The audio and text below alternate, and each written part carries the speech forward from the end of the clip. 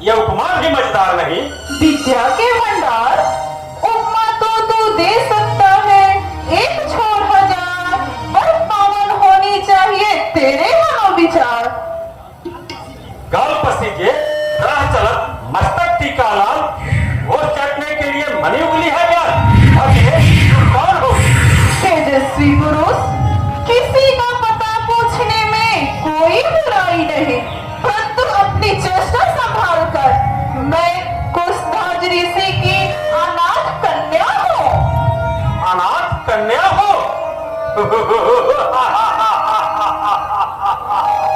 अनाथ और कन्या केवल दो शब्द।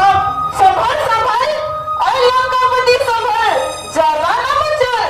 खोटे भाव जो तेरे मन में उभर रहे हैं, वे तेरे वीरता की निंदा कर रहे हैं। अगर तू उसे दबा नहीं सकता तो याद रख, कभी किसी पर काबू नहीं पा सकता। नहीं, मैं समझा एक तपस्वी का वेश तुम्हें लाचार करता है कि तुम मुझे कुछ उपदेश करो, परंतु हे रति मूर्ति, यह तुम्हारा काम नहीं, यह उन बूढ़े पुराटों का काम है जो दुनिया से गुजर चुके हैं। तुम बताओ, अपने जीवन के लिए क्या निश्चय किया है? अर्थात वह कौन सा भाग्यशाली पुरुष है जो इस चंद्रमा रूपी अमृत पिएगा, इन कोमल अंगों के आलिंगन से जिएगा? यदि सीधे शब्दों में तू मेरे भावी पति का नाम पूछ लेता तो क्या तेरी पंडिताई घट जाती? इस पर भी बताती हूँ, सुन। बोल। मेरे भावी पति इस जगत के पालन करता भगवान विष्णु है।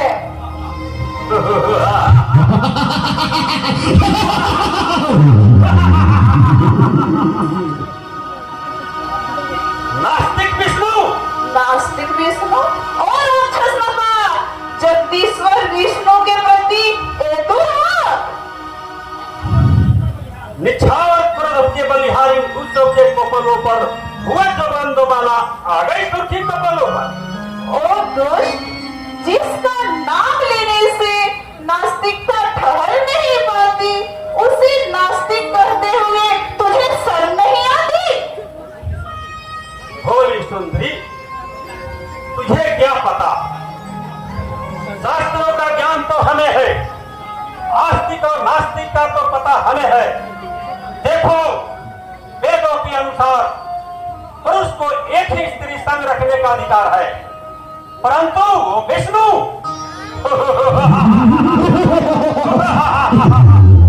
सरस्वती और लक्ष्मी दोनों का मालिक है। वह देश विरोधाचरण करने से जरूर हुई नास्तिक है। और तू देव कन्याओं का सतीत्व बिगाड़ना, क्या तुम आस्तिक है? मेरी क्या बात है, मैं जो चाहूं वो कर लूं, मुझे कोई पाप नहीं लगता। तुझे पाप नहीं लगता? क्यों? समरथ को नहीं गोश्त तो साई, धुआं करे न रवि मुख छाही। इसलिए अपनी अवस्था पर दया करो। मैं अपनी अवस्था पर दया करूं? यह तो मेरी स्वार्थ परायणता होगी। उचित है कि मैं तेरा उपकार करूं। मुझ पर उपकार वह क्या है? जले हुए दिल से तुझे श्राप दूं और भस्म कर दूं, ताकि तेरे जीवन का सिलसिला ही टूट जाए और तू रोज रोज के पापों से छूट जाए। सुनो, मैं मानता हूँ तुझमें पवित्र तपोबलों के द्वारा शत्रु को भस्म करने की शक्ति है, और इसका उत्तम उपयोग कर और प्रसन्न होकर मेरे साथ राजमहलों का सुख हो। राजमहलों का सुख बता क्या है? होगा ऋषि सूता का जीवन पर्णकुटी पर, सोने की 13 लाख लंका वारु पर्णकुटी पर। क्या सखे हरदम विराजते हैं जब एक चरण पर्णकुटी पर, सोने की लाख लंका वारू पर्णकुटी पर। अरे मंदोदरी को दिल से भुलाया, रानी तुम्हारी है मुख रानी। पूरी खुशी जिसने लगाई, प्यारे पति में मंत्र वाली। मेरे लिए उसको विसारा, तुम तो विश्वास खोया ऐसी ही जुबानी। आगे जाकर मेरे साथ ऐसा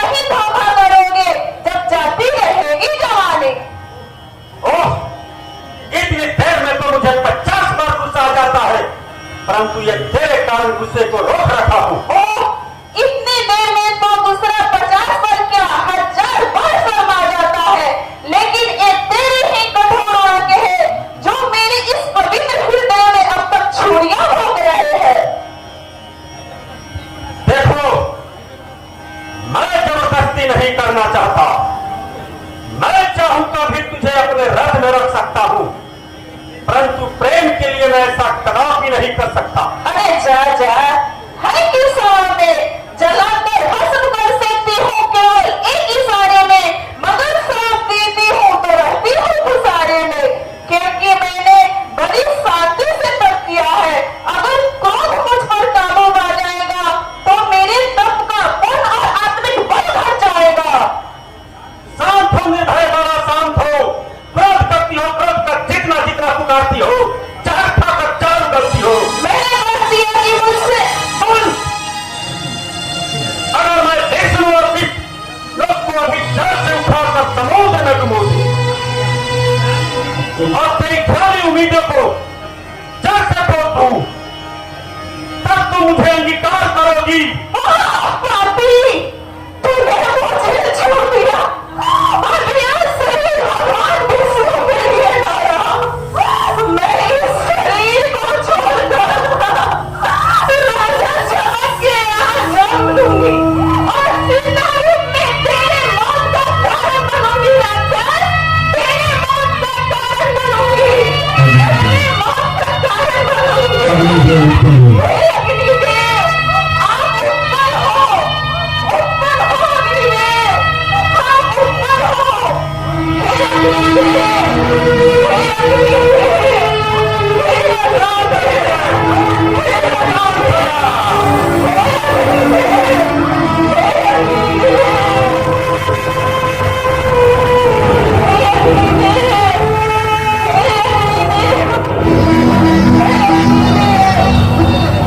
शांत हो जा अग्निदेव।